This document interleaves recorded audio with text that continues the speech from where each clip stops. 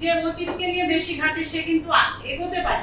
তাই কোনো অফিস নাই, অফিস নিয়ে একটা ঝামেলা আছে। যে নাসিবের এখানে আপনারা দীর্ঘদিন ধরে এই প্রতিষ্ঠানটা, বিশেষ করে অ্যাসোসিয়েশনটা যেভাবে চলছে, আমরা কিন্তু এখানে প্রশাসক নিয়োগ কিন্তু এর আগে হয়েছিল, মানে কমার্স মিনিস্ট্রি থেকে আরেকজন দেওয়া হয়েছিল।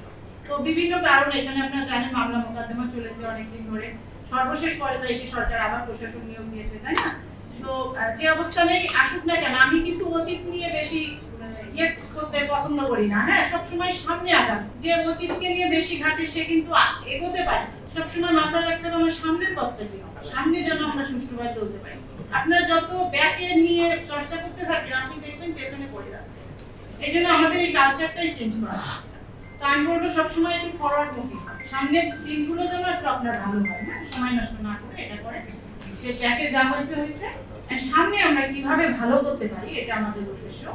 তো সেই উদ্দেশ্যে যে আমরা এখানে নাসিবের যে কার্যক্রম, এখন এখানে অনেকগুলো সমস্যা আমি দায়িত্ব নেওয়ার পরপরই দেখলাম যে এখানে কোনো অফিসও নাই, স্থায়ী কোনো অফিস নাই, অফিস নিয়ে একটা ঝামেলা আছে। তো অস্থায়ী একটা জায়গায় এরা আছে, তো বিভিন্ন সমস্যা এখানে আছে। আর তারপরে এখানে মেম্বারশিপ প্রদান, জেলা কমিটি গুলো ঠিক মতো অনেক জায়গায় নাই, ফাংশনিং নাই, তাই না? অনেক জায়গায় আছে যেগুলো আবার বিতর্কিত আছে।